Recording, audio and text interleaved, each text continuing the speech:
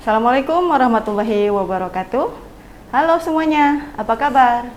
Nah, kembali lagi dengan saya dalam mata pelajaran sejarah. Kali ini kita akan membahas mengenai historiografi. Nah, mungkin kalian pernah mendengar ya kata-kata ini, historiografi. Nah, pernahkah kamu mendengar, membaca, atau mungkin menonton kisah Ken Arok dan Ken Dedes? Nah, kisah Ken Arok dan Ken Dedes ini termuat dalam kitab Para Raton. Kitab Para Raton ini merupakan salah satu contoh dari historiografi. Historiografi apa? Nanti kita bahas.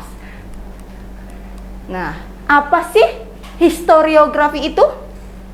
Oke, kita bahas ya.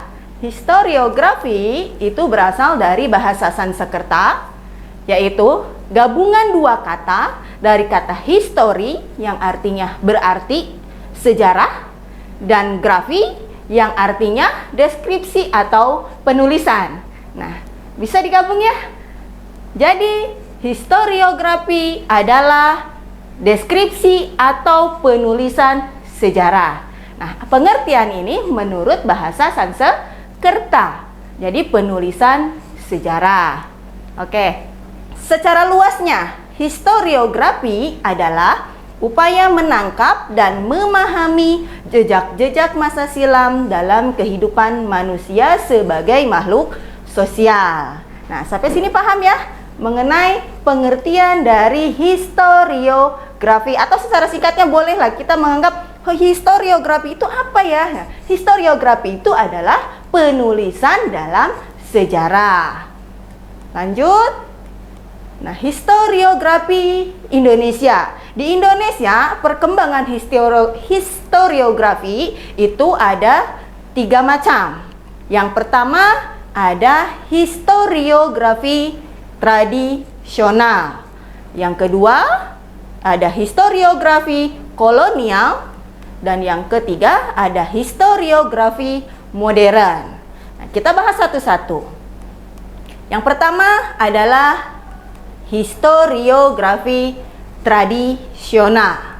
Nah, historiografi tradisional merupakan penulisan sejarah yang umumnya dilakukan oleh para sastrawan atau pujangga keraton dan bangsawan kerajaan. Jadi historiografi tradisional ini penulisnya adalah seorang pujangga.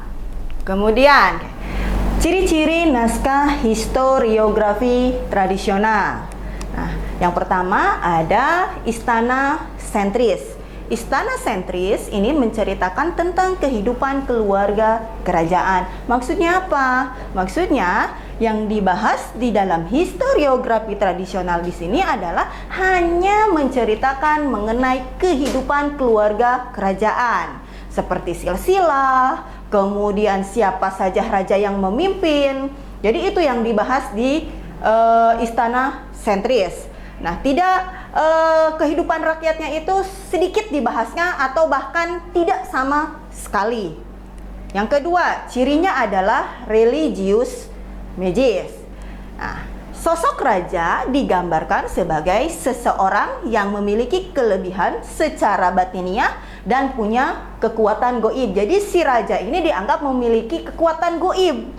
Nah, tujuannya untuk apa? Tujuannya adalah supaya rakyat itu patuh, taat, dan bahkan takut terhadap raja tersebut. Jadi apapun yang dikatakan oleh raja, kemudian apapun yang diperintahkan oleh raja, si rakyat ini harus patuh dan taat.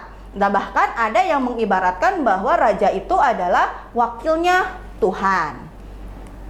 Nah, ciri yang ketiga adalah, maksudnya adalah etnosentris. Etnosentris itu mengunggulkan suku dan budayanya. Jadi yang diceritakan adalah mengunggulkan suku dan budaya dari kerajaan tersebut. Bersifat feodalitas aristokratis.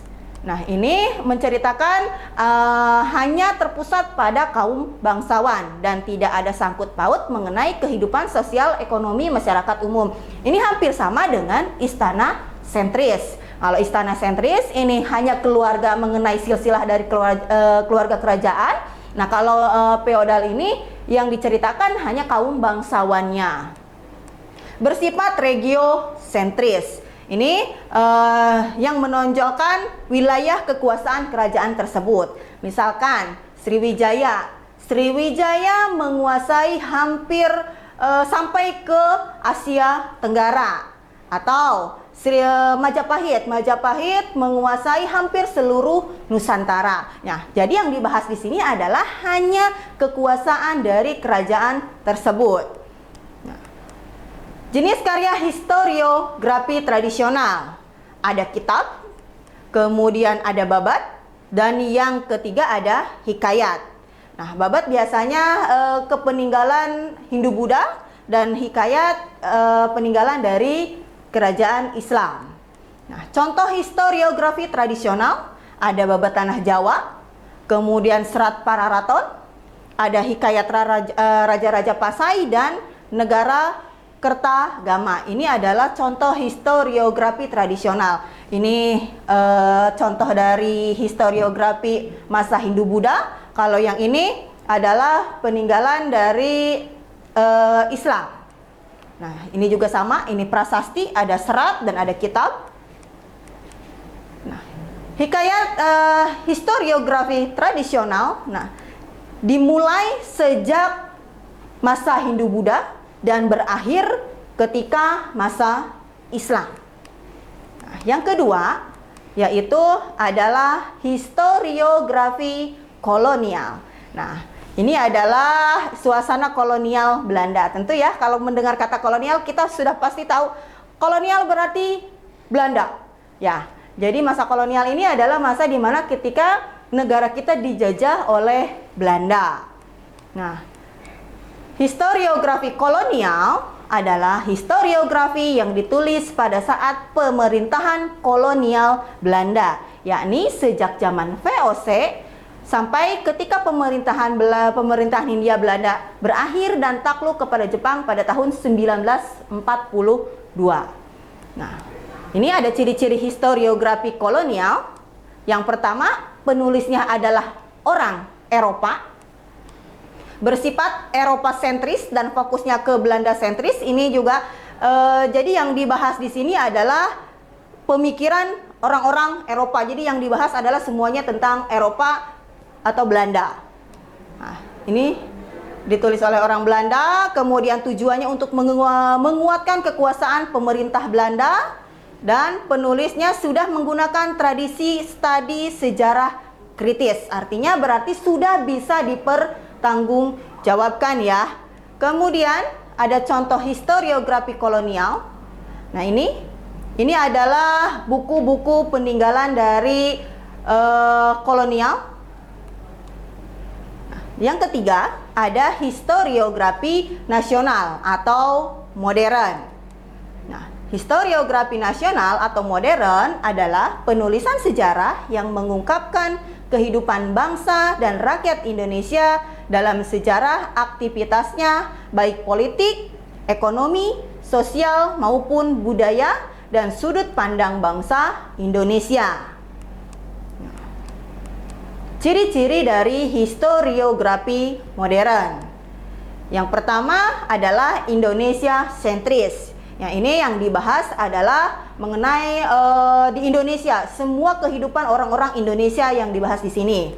Kemudian yang kedua adalah menggunakan pendekatan multidimensional. Artinya berarti sudah mencakup seluruh cabang ilmu sejarah. Misalkan baik itu dari sosialnya, ekonomi, budaya, politik, ini sudah digabungkan. Jadi lebih kompleks ya.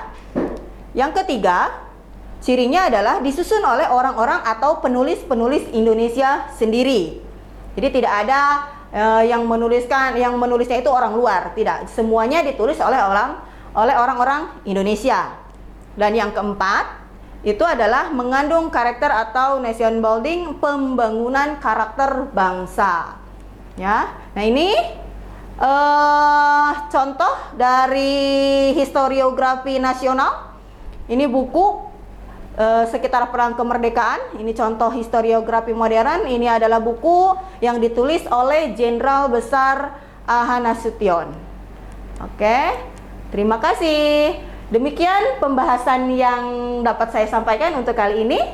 Sampai berjumpa kembali. Assalamualaikum warahmatullahi wabarakatuh.